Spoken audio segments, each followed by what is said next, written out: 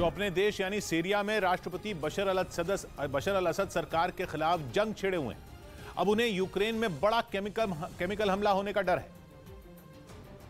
और इसी तरह का डर पिछले हफ्ते अमेरिकी राष्ट्रपति बाइडेन ने भी जाहिर किया था। उन्होंने चेताया था कि पुतिन यूक्रेन पर केमिकल हथियारों से हमला कर सकते हैं। और तो और अमेरिका ही नहीं बल्कि यूएन भी इस बात से काफी चिंता में है। Must be avoided. माना जाता है कि केमिकल हथियारों के इस्तेमाल की शुरुआत पहले विश्व युद्ध के दौरान हुई थी और अब 100 साल बाद भी कई संधियां होने के बावजूद जंग में रासायनिक हथियारों का साथ नहीं छूट पाया। उधर ब्रिटेन ने यूक्रेन को रूस के खिलाफ जंग लड़ने के लिए अपना आधुनिक ड्रोन कामिकाजे देने का ऐलान किया है। सिर्फ एक बार इस्तेमाल होने वाला यह ड्रोन उड़ता हुआ बम के नाम से भी जाना जाता है, जिसे ब्रिटेन अब यूक्रेन को देगा ताकि वो रूस के ताबड़तोड़ हमलों का जवाब दे सके। दावा है कि ब्रिटेन का ये कामिकाजे ड्रोन रूस के बड़े बड़े टैंकों को भी तबाह करने की ताकत रखता है। कामिकाजे का मतलब होता है आत्मघाती, इसीलिए इसका इस्तेमाल सिर्फ एक बार होता है। और इस ड्रोन की खासियत यह है कि यह मीलों दूर से निशाना साध सकता है, लेकिन यह ड्रोन बम बरसाता नहीं बल्कि यह खुद एक बम की तरह है जो दुश्मन के ठिकाने पर गिरकर उसे तबाह कर देता है। इसलिए इस कामिकाजे ड्रोन को उड़ता हुआ बम भी कहा जाता है।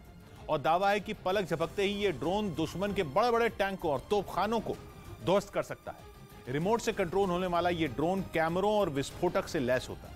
खबर है कि हाल ही में सऊदी अरब के जद्दा में मौजूद एक तेल डिपो पर हुए हमले में यमन के हूथी विद्रोहियों ने भी इसी ड्रोन का इस्तेमाल किया था। इस बीच अमेरिका ने रूस की सीमा के पास परमाणु बमों से लैस विमान भेजकर पुतिन को चेतावनी दे डाली। एक दिन पहले ही स्वीडन की मीडिया ने यह दावा किया था कि रूस ने उसके एयर स्पेस में जो 4 विमान भेजे थे उनमें 2 विमानों में परमाणु बम थे,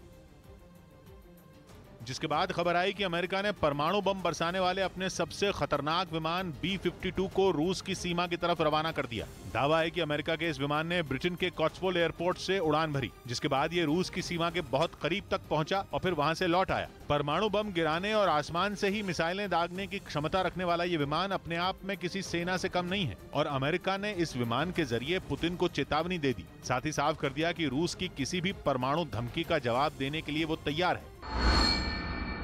दावा किया गया कि रूस की सीमा के पास परमाणु बमों से लैस विमान उड़ाकर उसने ऐसा किया भी क्योंकि रूस ने स्वीडन की एयर स्पेस में जो 4 विमान उड़ाए थे उनमें 2 में परमाणु हथियार थे। 2 मार्च को वहां उड़ाए 4 विमानों में 2 सुखोई Su-24 अटैक एयरक्राफ्ट थे और बाकी 2 सुखोई Su-27 फाइटर जेट थे जो कि अटैक हवाई जहाजों को एस्कॉर्ट कर रहे थे।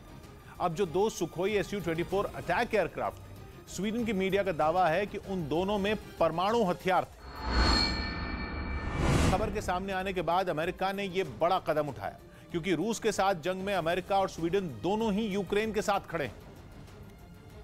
ऐसे में माना जा रहा है कि स्वीडन के आसमान में परमाणु बमों से भरे विमान उड़ाने की पुतिन की हरकत अमेरिका को रास नहीं आई। स्वीडन भले ही नेटो देशों का सदस्य नहीं है, लेकिन वो जंग में हर तरह से यूक्रेन की मदद कर रहा है। साफ है कि वो नेटो देशों के साथ खड़ा है। ऐसे में उसे धमकाने की पुतिन की कोशिश ने बाइडेन को भड़का दिया और पुतिन को जवाब देने के लिए ही अमेरिका ने परमाणु हथियारों से लैस B-52 विमान को उसकी सीमा के पास उड़ाया।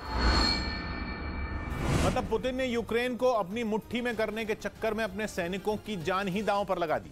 दावा है कि यूक्रेन के चेर्नोबिल परमाणु प्लांट पर कब्जा जमाए बैठी पुतिन की पूरी सेना खतरनाक रेडिएशन से अपनी जान बचाने के लिए दुम दबाकर भाग खड़ी हुई और अब रूस के सारे जवानों का बेलारूस में इलाज चल रहा है। इतना ही नहीं, यूएन की संस्था IAEA यानी इंटरनेशनल एटॉमिक एनर्जी एजेंसी ने दावा किया है कि रूस ने परमाणु प्लांट को यूक्रेन को ही सौंप दिया है, या यूं कहें कि उसे सौंपना पड़ा है क्योंकि चेर्नोबिल प्लांट पर कब्जा रूस की सेना को इतना भारी पड़ा कि उसकी जान पर ही मनाई और मजबूरी में उसे प्लांट का कब्जा छोड़ना पड़ा।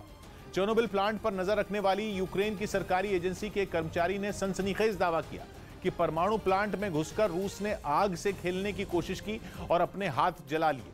नतीजा यह हुआ कि उसके जवान रेडिएशन की चपेट में आ गए।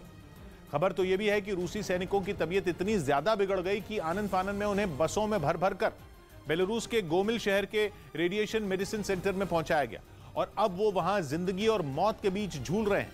दावा है कि दर्जनों रूसी सैनिकों को लेकर 7 बसें चेर्नोबिल परमाणु प्लांट से निकलते हुए देखी गईं और तो और रूस की सेना 2 काफिलों में बेलारूस की तरफ जाती हुई भी नजर आई। चेर्नोबिल परमाणु प्लांट उत्तरी यूक्रेन में है और यूक्रेन के उत्तर में है बेलारूस, रूस का दोस्त। 24 फरवरी को रूस की सेना बेलारूस के रास्ते ही यूक्रेन में घुसी थी और हमले के पहले ही दिन उसने चेर्नोबिल परमाणु प्लांट पर कब्जा कर लिया था। चेर्नोबिल से बेलारूस का बॉर्डर काफी पास है। बेलारूस के जिस गोमिल शहर में रूसी सैनिकों का इलाज चल रहा है वो चेर्नोबिल से करीब 160 किलोमीटर दूर है।